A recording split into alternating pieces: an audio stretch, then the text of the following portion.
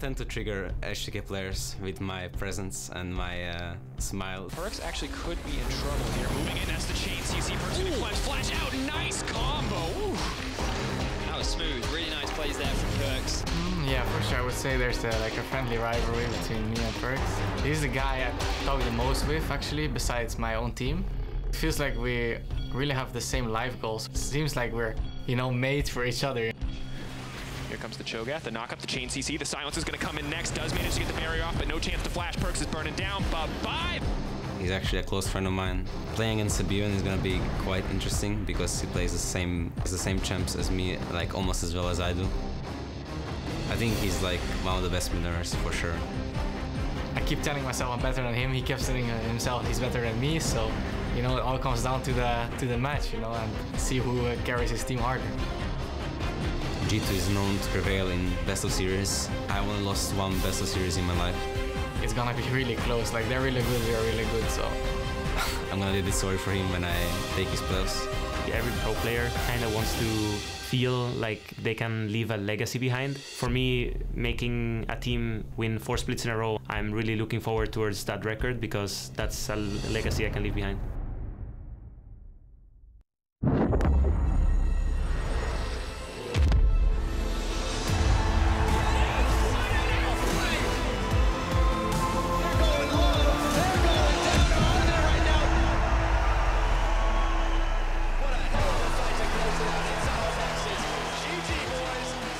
Good evening and welcome to the final day of the EU LCS Summer Semi-Finals. The reigning champions G2 are fighting to take their 4th title in a row, but in their way are an H2K squad looking to prove that they are indeed the best in Europe. Hello everyone, I'm Sjokz supporter, following the series alongside Andrew, Vedius Day, and Misfits Gaming Maxlore. And we just heard Mithy talking about building a legacy and leaving a legacy, and you guys have started to build your own legacy. Congratulations. You find yourself in the finals. You've slept on it for a night now. How do you feel?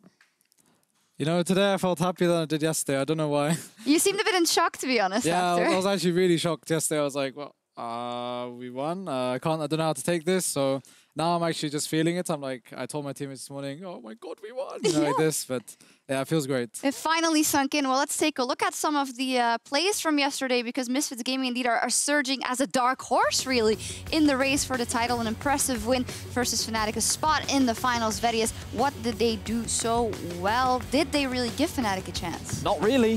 They had early game dominance in pretty much all of their games, except for the game 3 where things didn't quite go out the way with which they planned. However, aside from that, the team just looked consistently dominant throughout the series, and it felt like to me that on the day, Misfits were the better team. That looked like it. Maxlore, when I was speaking to you after the match, you said, oh, I'm a bit disappointed in my own performance. I don't think I performed the best as I could have, but who do you think on your team, or who would you give credit for really stepping up yesterday and throughout the playoffs? Well, for me, it's got to be like everyone's stepping up for sure, but I'm working mostly with Power of Evil, so I can see his growth and improvement, and because we are mid-jungle and we're working together so well, he's just playing so well, and because we're both playing really good, we just beat Fnatic. All right, a great mid-jungle synergy and everything was on point. And with that playoff bracket almost complete, there's still one spot in the final fight on the line. Misfits will find themselves in front of a roaring crowd in Paris and go up either against G2 or H2K. Now, in terms of Worlds, Fnatic are now in the gauntlet for sure. You guys made sure of that, adding insult to injury a little bit for them. And then if G2 manages to win today, that means that you guys find yourselves at Worlds no matter what. So I guess you're cheering for them. Go on, G2! Yeah, that would be good. Biggest G2 fan today. And G2 find themselves at Worlds no matter what happens today, and H2K have to win the split if they want to go directly. So a lot of interesting implications, but Maxlore is vying for G2, I presume. Now, if we focus in on the semi-final today, last week, Splyce pushed the reigning champions G2 to their limit, and today H2K could deal a fatal blow. It's been a rough split for G2. They finished in 2nd place in their group. They had a tough fight in the quarterfinals, and they won versus Splyce, but I wouldn't say it was that impressive overall. It was just in the key moments, some of those players like Perkz, like Mithy, Maxlore, they rose above and beyond to carry the team. Yeah, like, honestly, some of these games I just thought it was over for G2, but especially this last game with the Cassio flanks and Mithy just being on drugs or something, just completely zoning this Orianna. Like, it was just insane. I couldn't believe it. I put that in a different way, The but... clutch performances from some of the individuals of G2 just goes to show the experience of the players as well. You have to remember how many times they've been in this high-pressure sort of situation and how much they needed to step up. And I felt like that level of experience, that experience difference between them and Splice is what really allowed them to have that slight edge when it push come to shove. Yeah, we see it here. This was the named play by Perkz, and then the Mithy play on Sjokz in the final fight was also so important. And you say about thriving under pressure. If we take a look at H2K, they've had a very consistent split, but they also consistently struggled against the top teams. In Vedius, we have their win rates here, and it is dire when it comes to G2, 2 Fnatic and 2 Unicorns of Love versus H2K. You can see that as a team, H2K are very good at being able to deal with everyone that is below them, but every time they look to try and challenge some of the top teams, it feels like that the pressure just gets to them. They can't seem to perform at the level with which they have of their own expectations. Every time analysts always favor them to win, and then they never perform. But the playoffs so far, this we can throw out of the window. Misfits had a really bad record versus top teams, but they find themselves in the final. Unicorns of Love are out, Fnatic are out, and you guys are a team that have been able to rise above. What do you think it's going to take for H2K to this time do it and this time live up to the high expectation that is on their shoulders? Well, firstly, they have to sort out their mental, because if they're always losing to the top teams consistently, then I don't think it's because of macro at that point. I think it's because they lack the confidence going into them, or they have doubts, or maybe they just don't believe in their teammates as much as they do against like noob teams. So today it's mainly about who's going, like I think the first game will kind of decide who will win, because it will give like a mental edge to that team. However, I can also see if a team is 2-0 up, or for example H2K, and they lose the next game, it could just be a reverse sweep.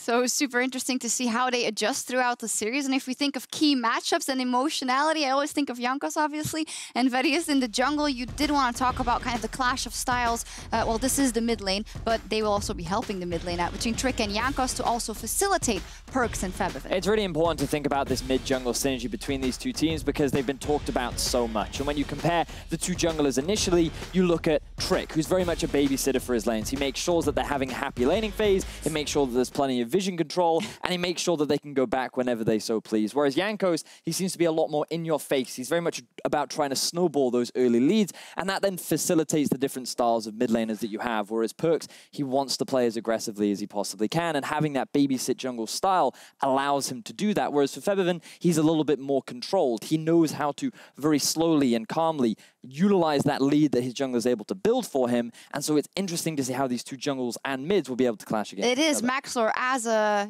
lord of the mid-jungle synergy, as you have shown, what do you think about this and this match specifically, and about Jankos and Trick respectively? Well, I do believe that Jankos' style is more, let's say, risky, and he punishes the enemy jungler a lot more than Trick would.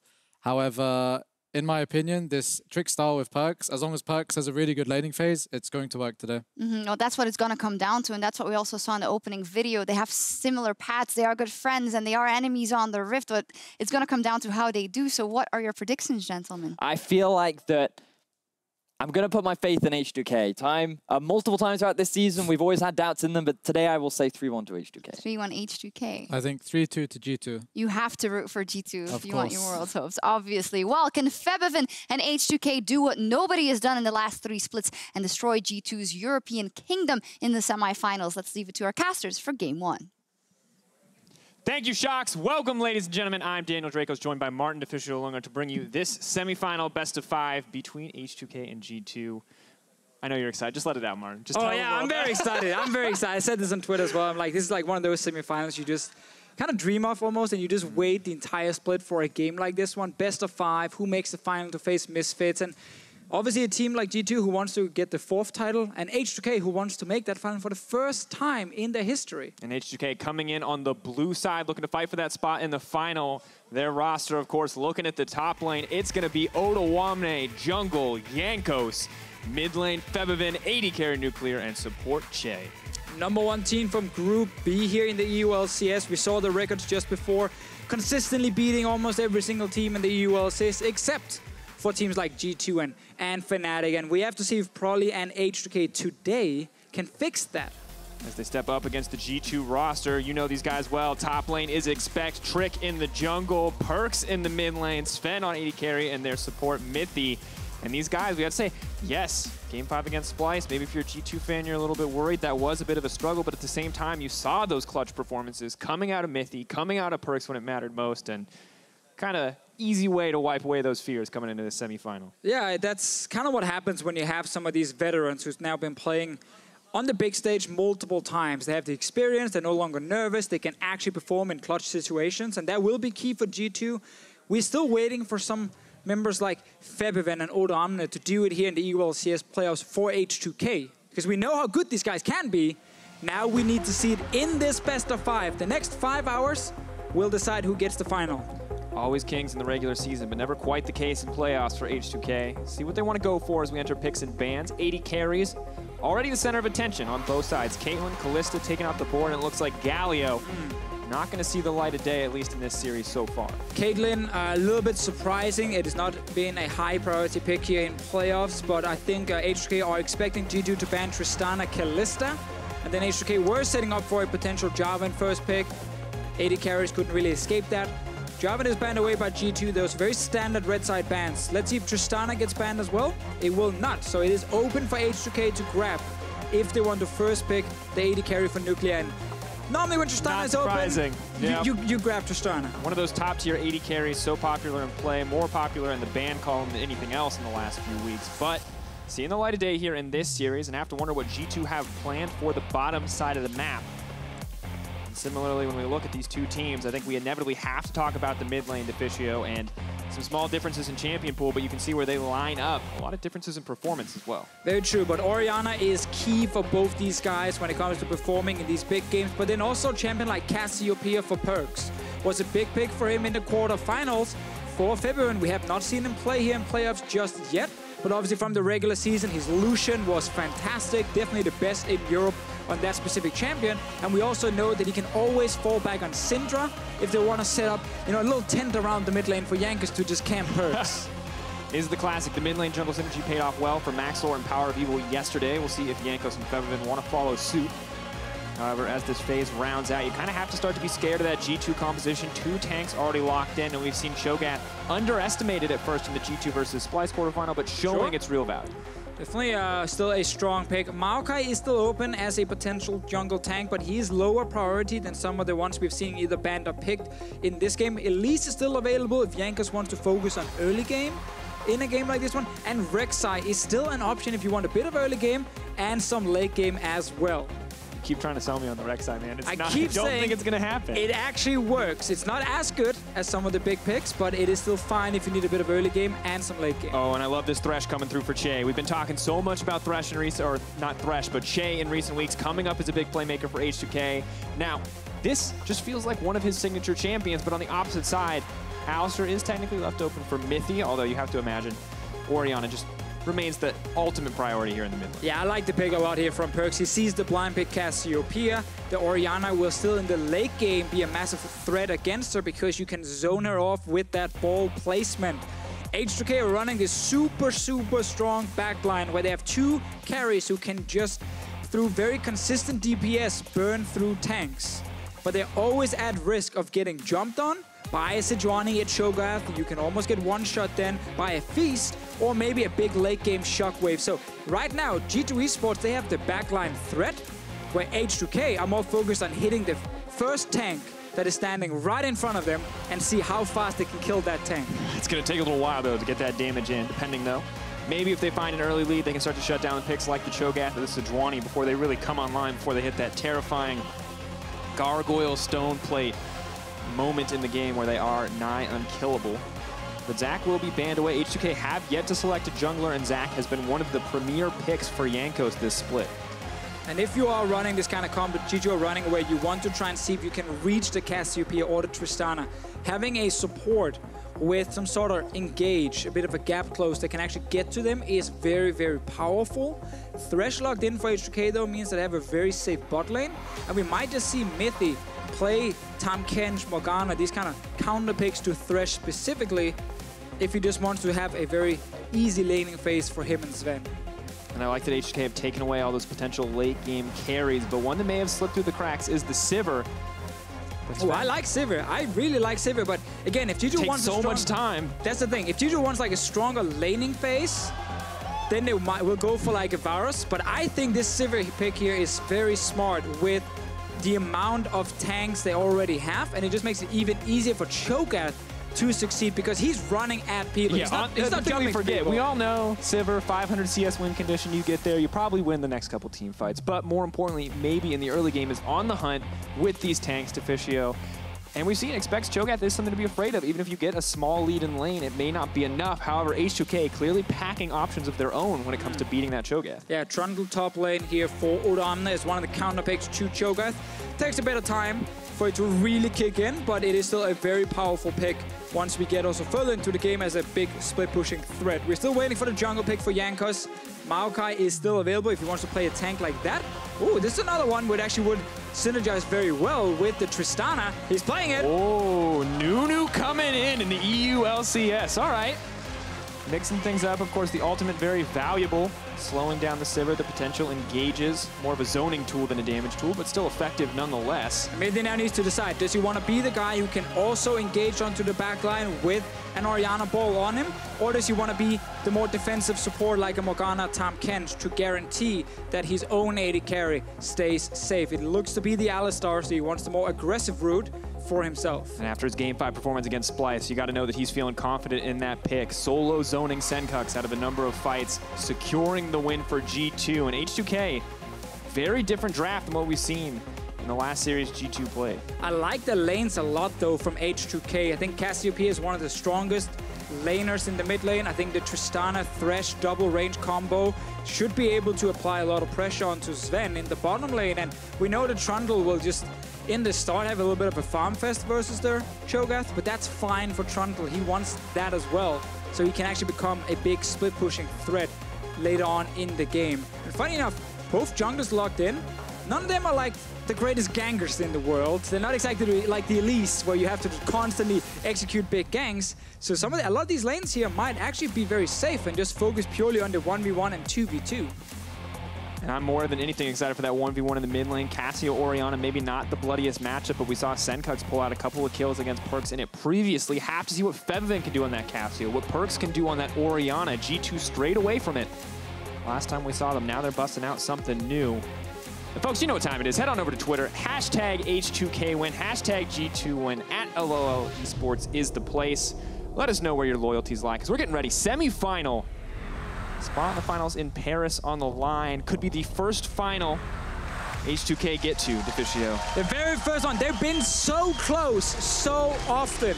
Almost every single regular season, people are getting hyped about H2K because they show some brilliant games. There's some great macro in there. There's some great individual performances. They have a superstar jungler in Jankos. But then when it really counts in playoffs, they cannot perform. This needs to be the playoffs where they do perform. We've already seen Fnatic. They're not making the final. G2 Esports. If there was ever a season to have an upset, Splice takes G2 to Game 5. Misfits knock out Fnatic. If there was a year for H2K to show up, I mean... This is it, baby. This is it. Players talking so much on Twitter and social media about how confident they were coming into this. 30 seconds until minions spawn. It's actually great because from talking to players on both teams, they were all mentioning how great their preparation's been. They feel so good, great practice coming into this, and obviously they've not been scrimming each other, but the other side of the bracket, and both G2 and H2K feeling like this is the moment, this is the game, and this has been the proper preparation before a big semi-final match. So I really want to see both teams perform at the highest level. All starts in this game 1. Maxlore said it's very important for the confidence, the mental part as well. If you win game 1, you get a big boost. You're feeling good about that prep, and it pays off. It definitely is a good look. If you start to lose, we have to wonder how deep that preparation goes. How many drafts do you have prepared? For H2K, the mix-up this time around is the Nunu. And as you mentioned earlier, maybe not the most gank-focused jungler, but I'm curious what we can expect from Jankos on this pick. I mean, a lot of what you do on Nunu is, ideally, you try and make the enemy jungler as useless as you are in the early game. In many ways, like, you focus on vision, you try and actually move into his jungle, see if you can steal away camps, and you can spot the jungler all the time. You can constantly communicate where he is on the map.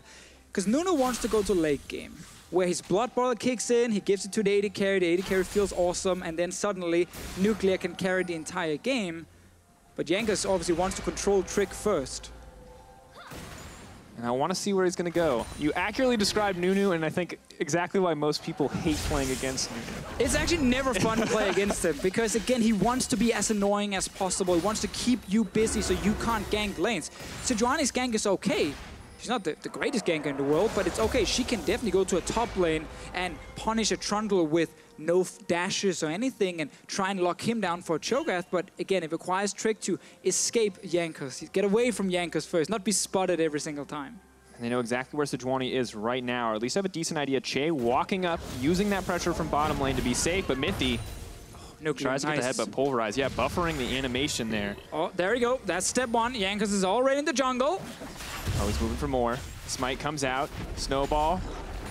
Team jungling, folks. That's how you do it. And as you can see, it's not like Trick is afraid of Jankos. He's just annoyed at him. He's like, can you stop? I need these Raptors here. Look, man, I need this experience. Jankos is like, yeah, I need it too, man. Just back off. And now he will take away another camp. It is fun, though, that it's Jankos playing Nunu, because Jankos is still so famous for his strong early game. In terms of like stats for junglers, Jankos is just sitting as the best in so many different things. Like, he's the most active jungler in terms of jungle proximity. He gets like the most kills plus assists before 15 minutes as well. On Nunu, though, that might not be the case, because if you're 0-0-0 and no one is dying on your team, you're actually doing your job. We talked about that. That sets them up. This is already what H2K want to do. They want to farm. They want to give Odoamne the time to scale up. Is losing out on some of these trades, but is keeping the wave pushed up. At least for now. G2, however, as they start to invade with Trick, maybe not so content to just let this laning phase go by without any action.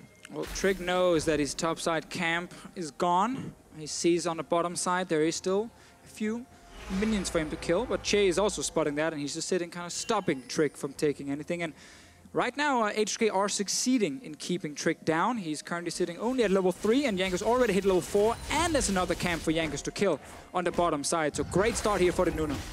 Does look good. Catch-up experience, Chei's still sitting there being like, I am checking if Trick is here. And this is the thing I love about Chei, is that I feel bad for Nuclear, because Chei is never there, right, Deficio? But when Chei leaves, he's always trying to get something else. He's saying, hey, Sejuani's not going to take this camp. Hey, we're going to figure out where Sejuani's going. And Jankos, oh, he's ganking. Throwing down some pressure. Going to hit him a couple times. All right. Underwhelming, as expected. But Perkz is a little bit more scared now, folks, and you can't underestimate that. Next time that Yeti comes back, maybe he'll have an AP or something. We're waiting for late game, I think. We're definitely waiting for late game. Mithy, he's not waiting for late game. He's already in the jungle. So is Trick. Jankos is around, but there's very little mana on Febiven. Right now, we saw Jankos in there to actually help Febiven just clear the wave. But this is going to be a camp now for G2 Esports. So Jankos was called to assist the mid laner. Meant he couldn't continue just power farming in his own jungle, and Trick catches up. Gotta like this from G2, using the pressure advantage they have on the bottom side from Sivir, sending Mithy up to make sure that if Jankos wants to go fight for those Raptors, that he would get taken down. Good use of the pressure in their respective lanes, but no greater advantages yet for either team. As we talked about, this will most likely not be the most action-packed early game, just based on the two jungle picks. And we know with these teams that the laners are very even in terms of individual skill. So we're not expecting Perkz to randomly be 3-0 in his lane on his own. No, it's through ganks from Mithy and Trick or roams from Expect. Like, that's kind of what we're looking at. It's going to be a team-focused game here between G2 and H2K. Yeah, despite how even it feels across the lanes, across the individual roles, H2K have struggled when it comes to facing down these top teams. We saw it on the Analyst desk. We'll see it again now. When it comes to battling the best in Europe, or at least the best from the regular season, H2K have struggled, man. They've never been able to compete with G2, Fnatic, Unicorns of Love, some pretty abysmal win rates. And yes, they dominate everyone else in the standings, but that doesn't matter now. That doesn't matter when you're facing off against another top team. Mid lane, a good trade here. Perkz also tanking up some minions. But to talk about H2K versus the top teams, some of their problems come from late game, where they haven't been able to cleanly execute games and they're losing team fights. Top lane gank, though. Guys, on a look on the stacks. 3 and 4 is going to be the stun up. Expect does have the ultimate. Odoamne is going to have to flash out to safety. First blood dropping for G2. That's the power of the Cho'gath. Remember, a few minutes ago, we talked about how Trick could look to gank the Trundle. It's very hard for Trundle to escape, especially when he gets slowed, because, again, he's not providing any dashes. It's a flash and then it's movement speed for him. Trick waited for Cho'gath level 6 and then executed the gank here. Jankos did not have control of him because, again, after Jankos got called to that mid lane, he lost the camp, and Trick was actually able to roam around the map a little bit more effective, and he finds that one gank top lane. So very important for G2. They get Expect ahead, and they get the Cho'gath ahead. Exactly what we want in terms of individual advantages. Cho'gath gets so scary when he has a few extra items under his belt. Jankos gives back a team advantage. Individual laners may not find any kind of edge, but the mountain will help in the long run. Febiven now running mid lane. That's the ulti over the wall. Febiven not gonna get tagged up. So close, but Trick just a little bit off there. Yeah, both mid laners without flash. Trick, if he had landed that one, could have been an easy kill onto Febiven. Just missed it though. Very close attempt. Jankos did steal away the blue buff from G2, so Perkz right now sitting without it, and Febiven can get his blue buff from Jankos. Should be a bit of an advantage.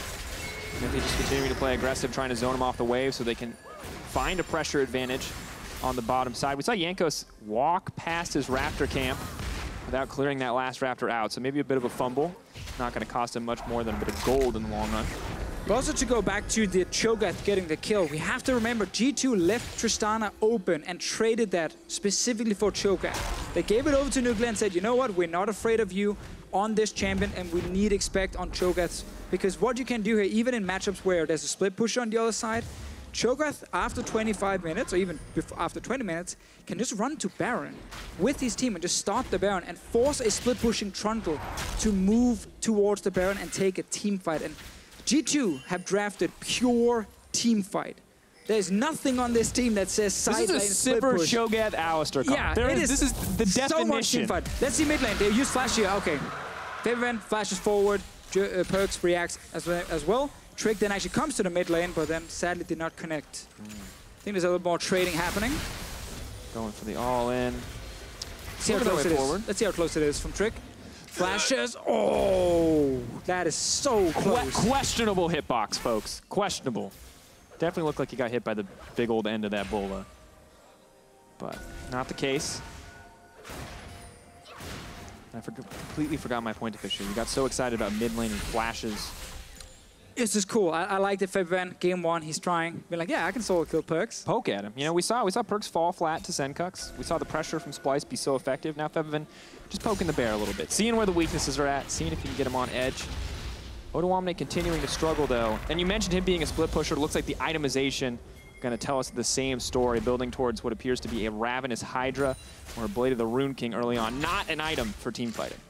Definitely not. Like Trundle, again, it's all about applying side lane pressure, and then when you do join fights, you have your ulti, which can be so valuable to, of course, make a tank squishier. And as we talked about in champs like Cassiopeia and Tristana, their job is to kill the first tank in front of them. Trundle will help. Let's see bot lane fights. On the hunt, going to be burned. Mithy going to be hooked up, just going to use the Unbreakable Will immediately. Jungle backup is there. Jankos coming down as well, but not sure what value. Going to add Blood Boil, still effective, but both sides going to back off. Chei trying to make the plays though. Mithy on the wrong side of the wall. Leap forward from Nuclear. That's the explosive shot down. Ultimate available, no Unbreakable Will. Hook! Flashed out. Cheeky Chei right there, hitting that blast cone, surprising Mithy and forcing a flash in the bottom lane. Great start from Chei so far. And Chei's that guy that we have to talk about. Once again, a big playmaker for H2K. Kind of not exactly who we expected the most from when we look at the H2K bottom lane. They were mostly playing back, playing defensive, playing matchups for the team, the utility. But now, when he gets his hands on this Thresh, got to keep your eyes on Chei. Let's see bot lane before we talk about the graphic. Another trade. Spell shield available. A lot of patience from Zven there. Very good from Zven. Not using it on the flay, because then he can still get hooked after and might have to flash. Febiven might get caught out. Potentially in trouble. Sidestep on the ultimate. That was solid. Febiven now running back. Miasma used. A lot of good forward coming in from both sides. Trick has to be a little frustrated. That's the second one to go wide. That one definitely sidestepped, though. And the first one, that was so close. This one was a nice sidestep. The graphic here. Look in the middle part. Jungle proximity, 20%. That's between Chei and Jankos. This is the most for supports in EU LCS. He spends so much time leaving the lane, teaming up with Jankos, invading the enemy jungle, ganking mid lane for Febiven. And they apply so much pressure together when they win the lane. It does mean Nuclear is kind of left on his own. But as you can see here, Chei is also getting the most kills and assists for support before 15 minutes, meaning it pays off that he actually joins up with Jankos and they make these plays together. A champion like Thresh is a good one for him because it actually means he can be a playmaker. He can create picks for his team.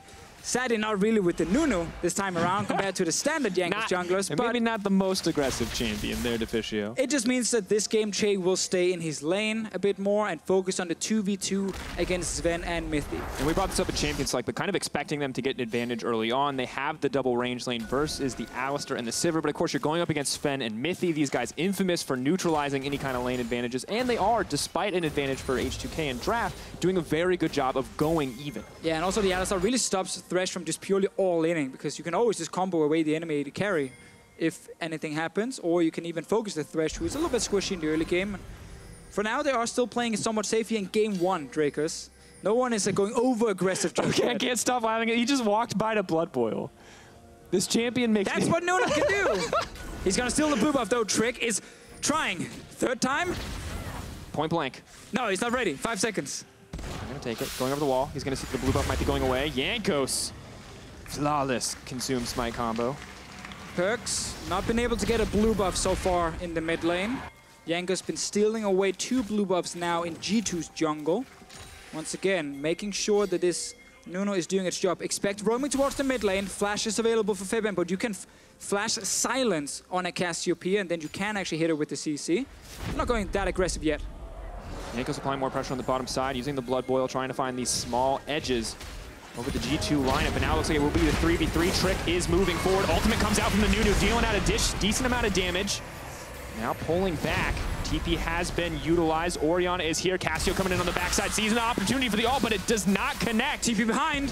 Cho'gath on the way. Nuclear and Odoamne need to make it out of there. No one gonna get hit by the Rupture. Now expected in no man's land. He's trying to pull back. He's gonna make it out to safety 4 now. The fight has restarted. That's a 3-man shockwave. They're moving for a little bit more. Jankos is in trouble. Nuclear and Odoamne untouched though. Trick taking so much damage in exchange. No one has died yet. And they all escape.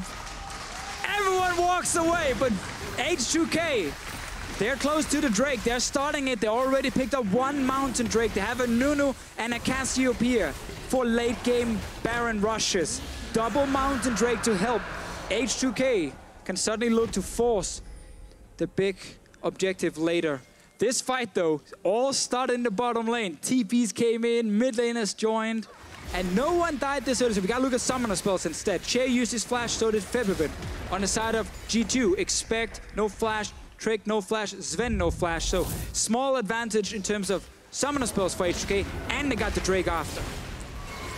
Getting a decent amount stacked up. Jankos unfortunately not able to finish the channel in this fight, but very close to doing so. Does stop Mithy from Trick from pushing into the backline, and honestly that ult missing, that could have been the clutch moment for H2K to actually win the fight, but exactly, just missed it, but then Trick dives in without ulti, barely any mana. Zven couldn't really join the fight yet, and a good shockwave from Perkz to try and put it in favor of G2, but they're all kind of just hitting what's right in front of them, and Zven finally joins the fight here towards the end, and then realizes he needs to flash away.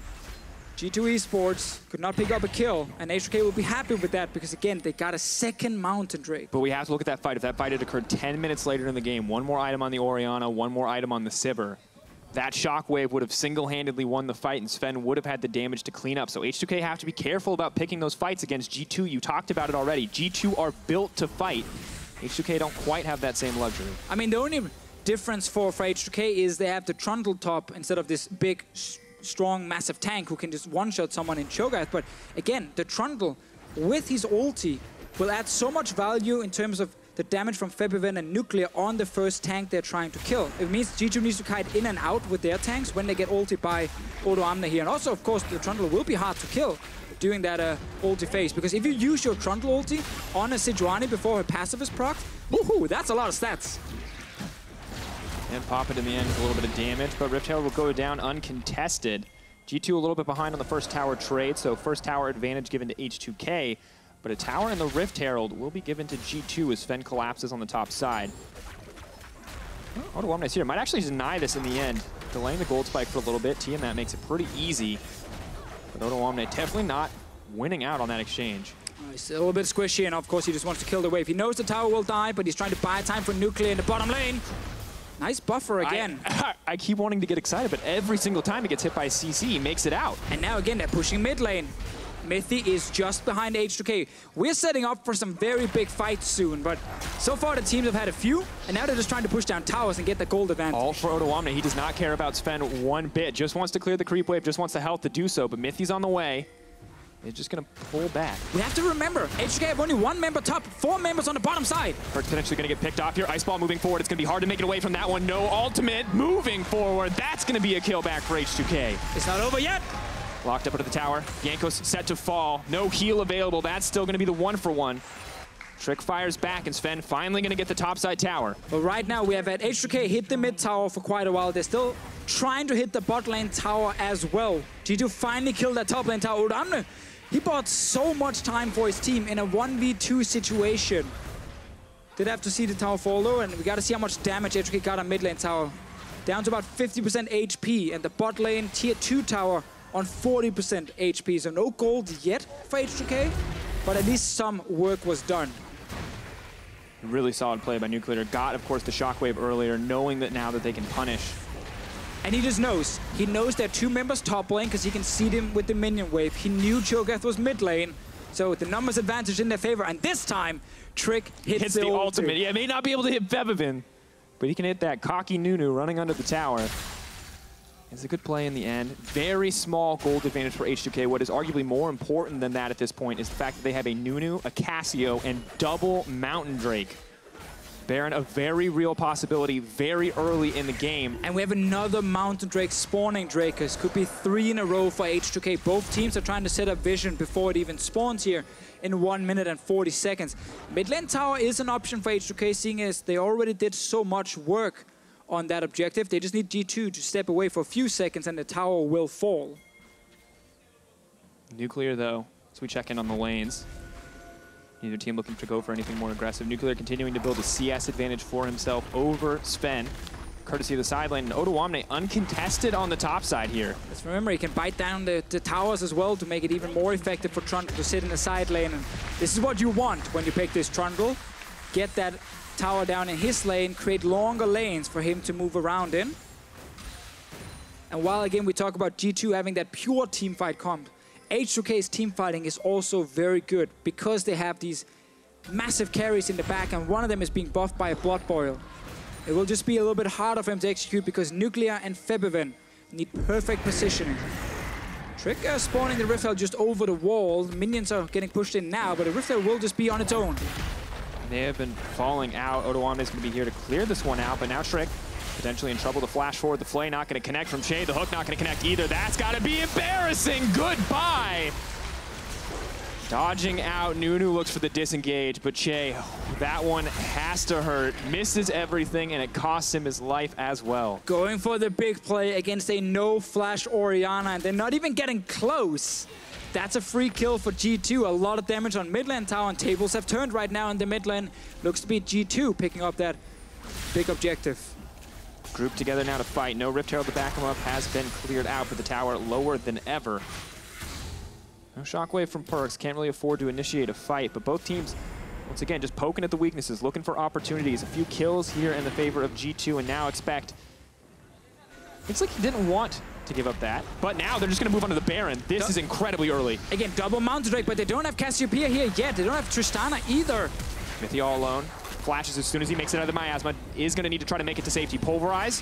Looks for the disengage. Chei over the wall. That hook is going to connect. Moving forward. The Flay. Mithy trying to run for his life. The Blast Cone. Chei making it out to safety. Zven is over the wall. Trick trying to hunt down the support. All on his lonesome, but that's advantage to H2K. So H2K rushed the Baron here to force G2 to react and then just turned instantly to fight him. They can start Baron again with the double Mountain Drake. And they're doing it straight away. Jankos and Odoamne, they can tank it. 4v5 here. Cho'gath versus Nunu. Who's going to get the Baron in the end? Trick is coming over the wall. Chei does manage to connect the hook. Nuclear still in the pit. They're burning it down. Trick gets it in the end.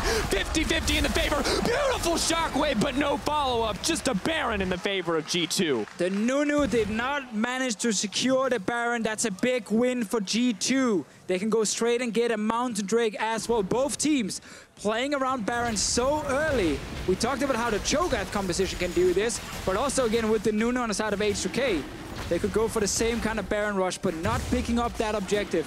It hurts so much because this is now a massive advantage for G2 and their insane late game scaling comp. This was supposed to be a Trundle in a side lane with Baron buff. Be clear, it would have made the split pushing the threat from H2K with this Trundle immense. And now, once again, we see Odoamne.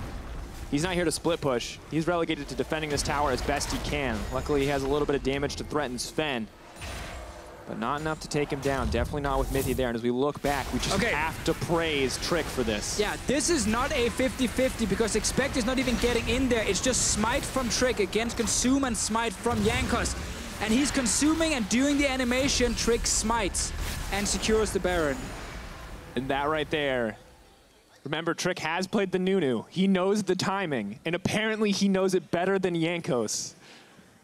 Oh, that has to be frustrating for the H2K lineup. Now, though, they're looking to fire back, looking to get something. Nuclear going to make it out. Despite the Baron buff on the side of G2, H2K still willing to roll the dice, still willing to look for these picks and this vision.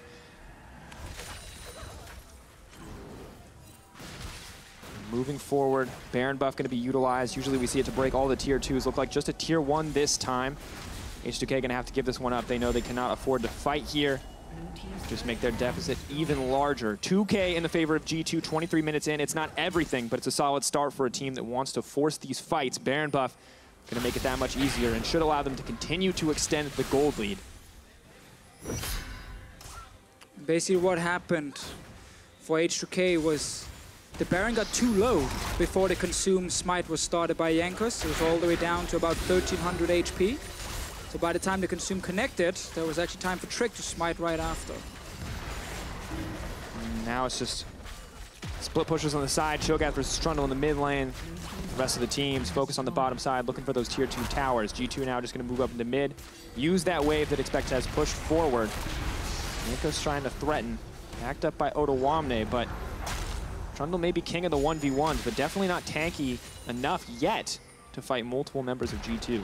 And after Trick with that hero play, you can see how it's G2 pushing down every single lane with the Baron buff. 3k gold advantage now. Trying to get towards the third item as fast as possible on the big carries. And they're getting some damage mid as well. Zoning ulti from Trick. Just wants the tower. No one can afford to push any further either, courtesy of the miasma from Febiven. But we've seen G2 here before, Deficio. This is the point you never want to let G2 get to. Give them a gold lead, give them a team fighting comp.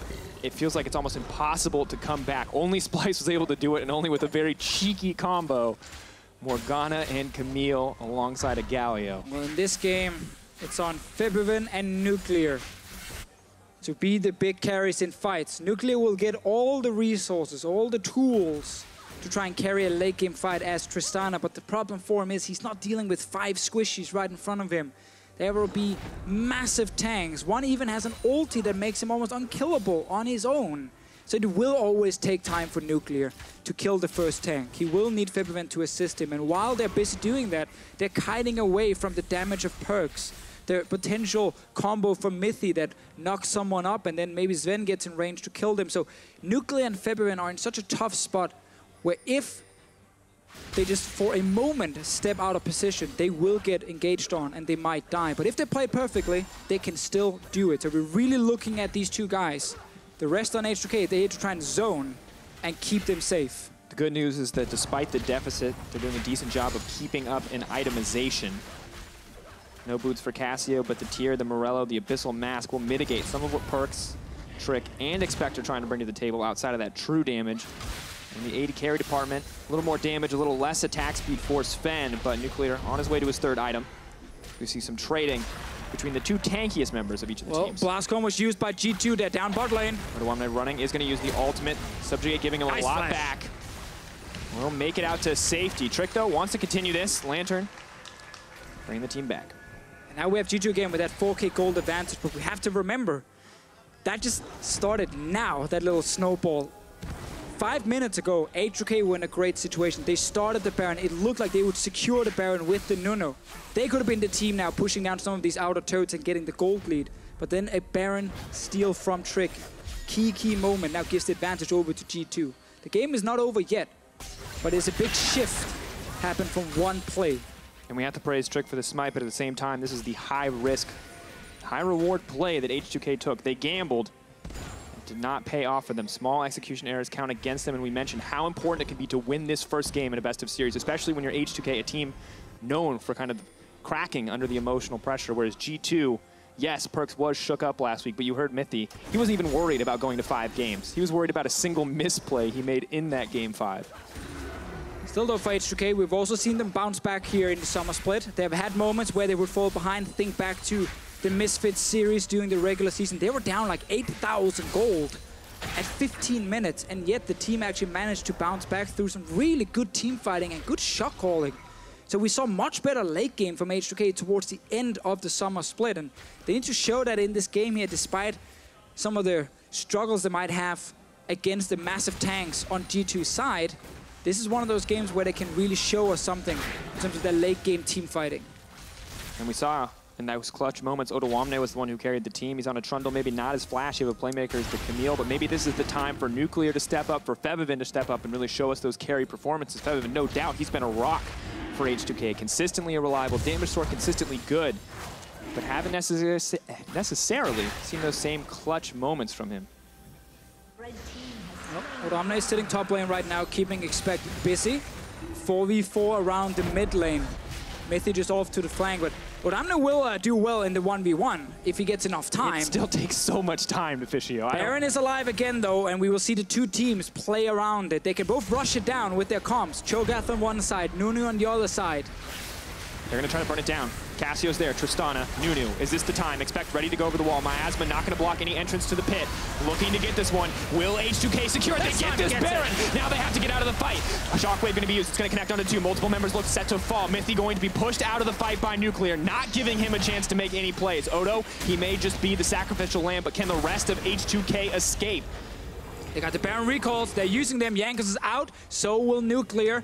H2K, after losing the first one, with D2 right next to them. They're like, you know what, guys? We're going to do it again. That right there, Deficio, that is the definition of ballsy. That was an insanely confident play. I would even call it cocky. If it had backfired, I would have called it dumb. But it works out for them in the end.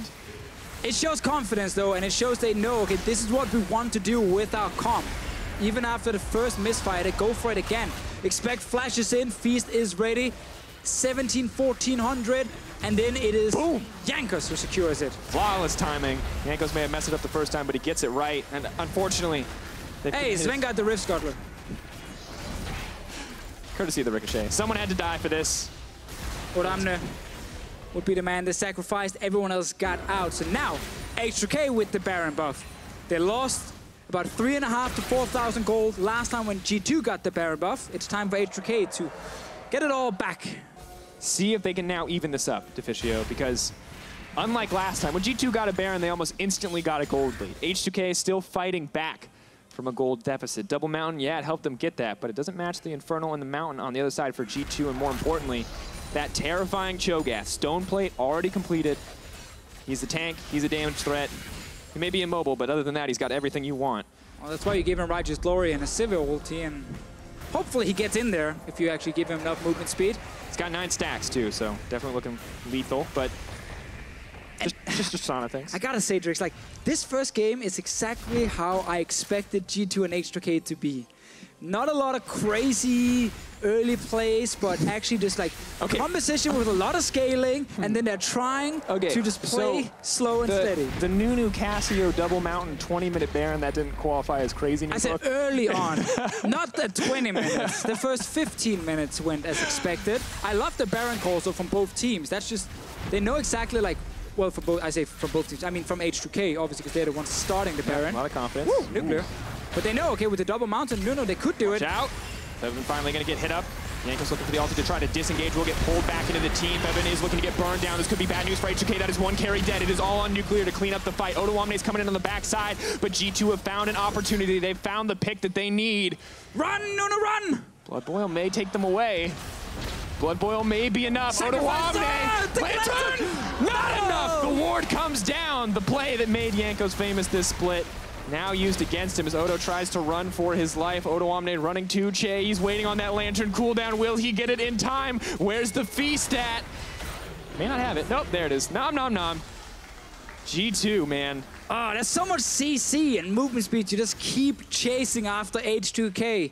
All start in the mid lane. Febiven had no flash, and Trick finds a good ulti This Sejuani pick has really been paying off for G2. You can see Jankos, he tried to disengage. He tried to use the absolute zero to stop anyone from advancing, but Perkz doesn't have to get that close. He attaches the ball and makes things happen. I mean, Trick just making the call, dashing, flashing forward, and he knows that Cassiopeia without a flash, if there's no one in front of Febiven to take that ulti, well then Febiven will die instantly, and H2K know they have to just run away because the tanks, it takes too long for Nuclear alone to kill them. Nice little chase, and it looked like Odoamne was going to be sacrificed at first, and then double wards on the Lantern. He did not auto-attack either of them. And Odoamne did. You can still click, I hear this actually quite a lot, you can still click on the Lantern, it is just much harder to do, which is why the wards are still effective. If you bind movement only click somewhere, you can actually click the Lantern. You can always click the Lantern.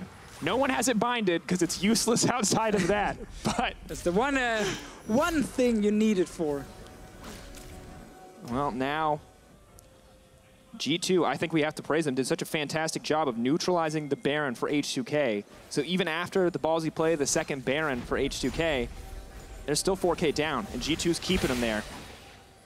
Only 576 gold given over to H2K in the end after that team fight going so heavily in the favor of G2. And we got another Infernal spawning. There's a wave pushing top lane that Febiven needs to kill. This, of course, gives full control around Dragon for G2.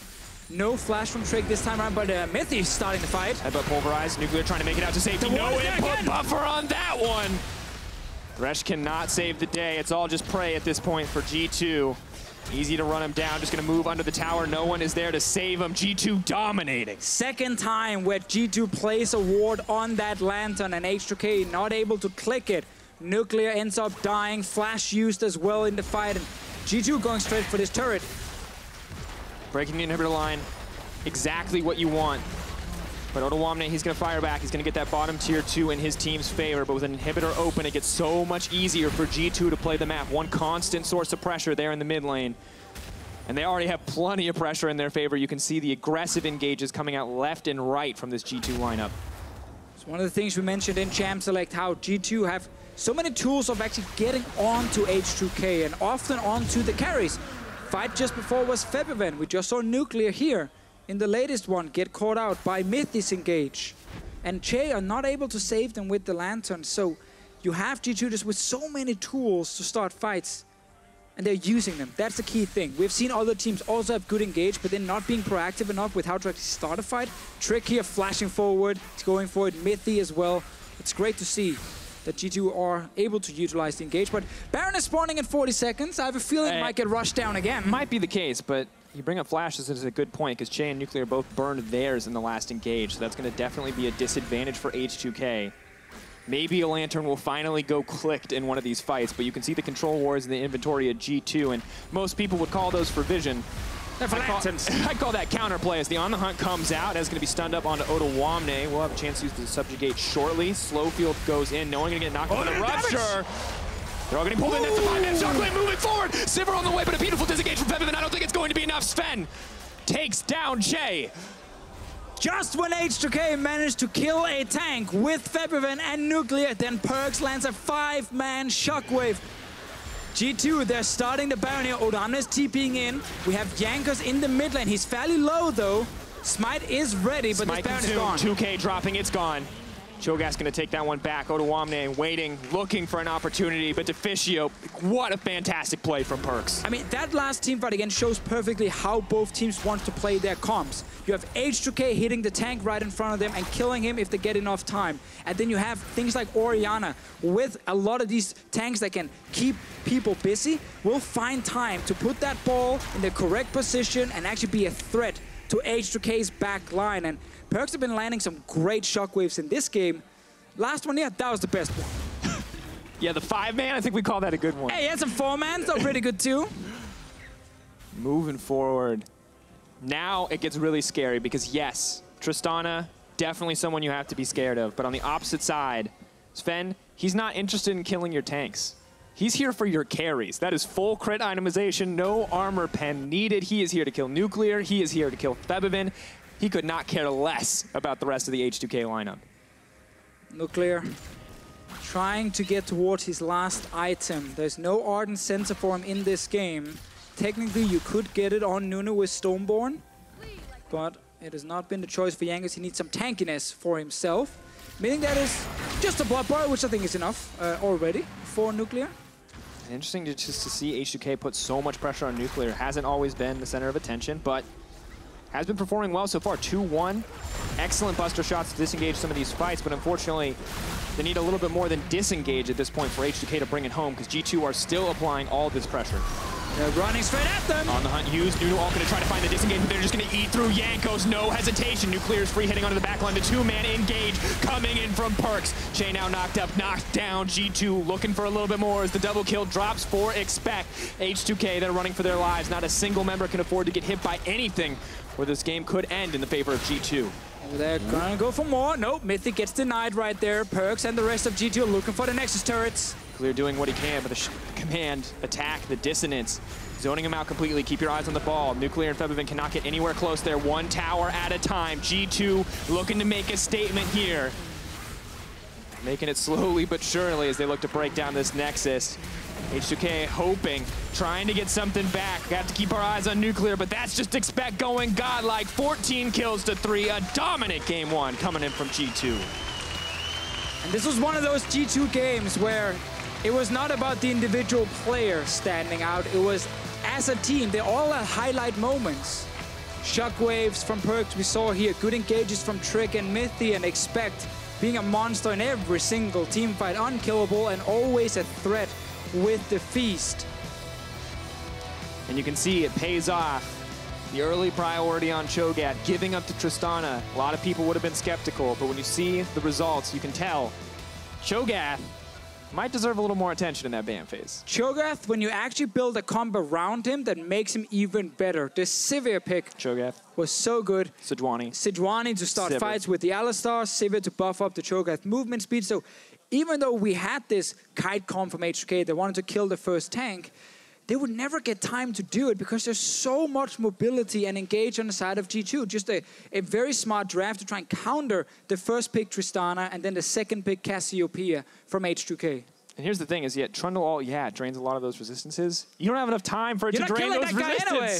It doesn't matter, you don't have enough time. And if you lose one tank, as we saw in the fights here, if you get enough time as an Orianna, you should be able to find that one shockwave that can actually just kill one or two guys on side of H2K. And how are you going to get on top of that Sivir? How are you going to get on top of that Orianna? Sivir, yeah, you will never actually kill her in the start of the fight.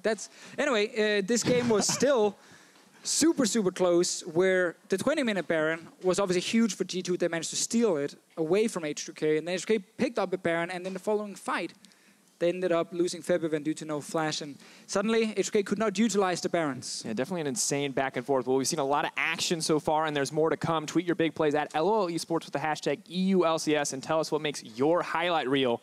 Maybe a Baron steal coming in for Trick. Well, G2, they've kicked things off with a win. Let's get some insight from our analysts on that game one.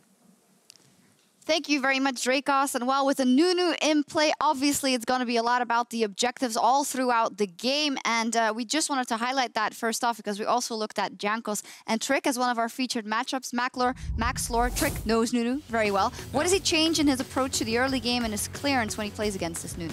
So Trick should know that the main objectives of this Nunu is with the winning lanes that he has to basically find Trick and stop his presence on the map, as well as try to secure the neutral objectives such as Drake and Rift Herald. He does? And in my opinion, Jankos did a great job securing the Drakes, and he stole 2 blue buffs, which was really good. It always allows his mid laner to pressure. However, the big thing this game was that H2K did not get Rift Herald.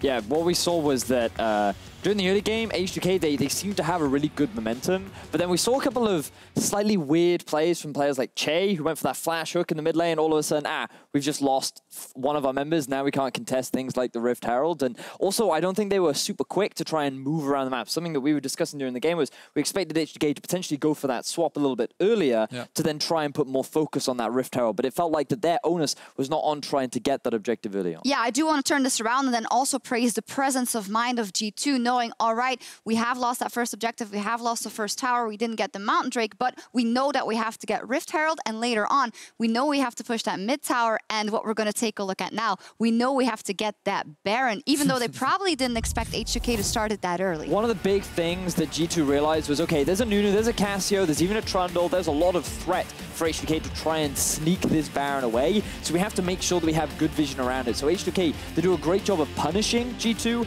as they're coming to get this vision, but then as H2K commit to the Baron, that is where we see Daddy Trick finally coming to. Yes, it is no longer Brother Trick, it is Daddy Trick. Daddy Trick outsmites a Nunu. Unbelievable. Well, Cho'gath just outsmites Nunu straight up. Right here, it's a tilt for Jankos. Like, he got the next Baron, he had confidence for that one, but this moment, in my opinion, was the one where they lost the game. Because of G2 scaling, they knew they had to give up objectives, and it's all about that Baron for the Nunu composition. They didn't get it. G2 win the late game. Yeah, off that, they get the mid tower as well. They get the dragon, as we saw. Yeah, and it was just really good timing as well, because you could see that the smite came out from Jankos, and then just as the consumer's about to come, immediately the smite from Trick. Just really good awareness and mad props to him. Fantastic. I want to watch or look at this in the context of the game and the mentality that we talked about, the mentality of H2K taking down the top teams in those key moments, and Jankos as a person who now on a Nunu, which your most important job is to secure those objectives, then this happens. So hopefully they can bounce back. You said, well, they went for the Baron after and got it, so that should have helped, but how much do you think it will influence him? Well, I guess he got the second Baron, so I don't think it'll be that influential for him. However, I do believe the second Baron should have gone to G2 because they had more smite damage with Cho'gath ultimate and the smite from Trick, but they didn't communicate what HP to smite stat, and so at the end of the day, the Nunu just got it. The Nunu got it, but it was too little too late. G2 had a good team fighting comp as well, and we have to praise Perkz. You guys did say, well, it's easier to hit that 5 or 4-man Orianna ultimate when everyone's grouped up, obviously, but he did it very consistently throughout the game. But it's just so impressive to watch. Perkz, he was a guy that we gave a lot of criticism towards during the regular season, but we talked about clutch players, and already coming into game one, landing so many multi-man ultimates consistently throughout this game just demonstrates how much of a clutch player he can be and how he can swing a lot of those fights in G2's favor. Yeah, I do think we're going to take a look at some of those late game team fights where the entire team is able to wipe out H2K. So Maxlore G2 must be feeling pretty good about their chances, knowing that, well, they lost some objectives in the early game, they kept a cool head, and they win those fights late. Well, it was kind of like G2's draft going into it to have like 2 or 3 losing lanes, not sure about top lane matchup, and a Nunu to just perma invade you. So yeah, they were just hoping to get to mid late and praying that H2K don't play perfectly, which was like the whole point of H2K's comp. If they play it perfectly, they'd win the game, and G2 couldn't do anything about it. But Thresh getting caught or them not securing Rift Herald, these mistakes slow down the game, and so G2 can get to that mid-late game and demolish H2K. But also a very subtle thing, that the lack of cleanse on Febiven too was also a big contributor that allowed G2 to find a lot of optimal fights, because they had a key target that they could just focus down every time. There was nothing that they had to be afraid of, and I think that Febiven coming into game 2 needs to respect these kind of CCs moving forward. Yeah, we'll see what alterations they make there. 2 things I want to see or want to ask your opinion about going into game 2. First off, G2, they felt a bit shook up after that Splice series, but now having that behind them and having such a good comeback and a good game here in game 1, do you think this has now unchained them going into the rest of the series, Maxlore? Honestly, I don't think so, because they still went for a really kind of safe composition, and by safe I mean just relying on the enemy team to make mistakes so that you just by default win late game, right? I feel like if they had confidence, they would have at least picked like 1 winning lane or something to kind of help them in the early game, instead of just relying on H2K to mess up. Yeah, we'll see if they change that, and then I want to turn that on H2K. The Jankos Nunu pick was obviously they had a game plan, it kind of failed in this one. So do you think they'll be inclined to say, all right, just go for something that can snowball your lanes early? Well, without a snowball, then another champion. And gank is more gank heavy.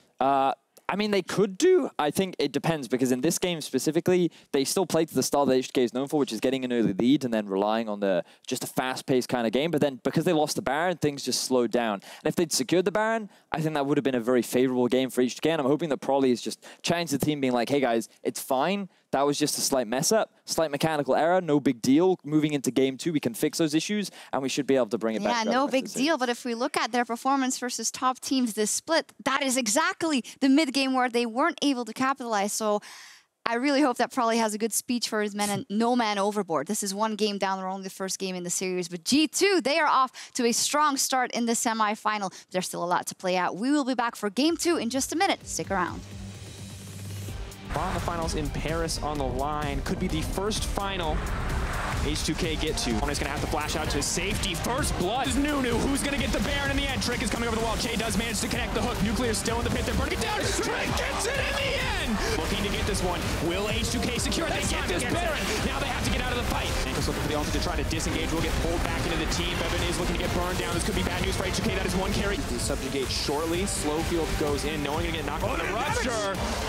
They're all getting pulled in. Sjokz moving forward. Sivir on the way, but a beautiful disengage from Febiven. I don't think it's going to be enough. Zven, no hesitation. Nuclear's free hitting onto the back line. The two-man engage coming in from Perkz. Chei now knocked up, knocked down. G2. H2K hoping, trying to get something back. We have to keep our eyes on Nuclear, but that's just expect going godlike. 14 kills to 3. A dominant game 1 coming in from G2.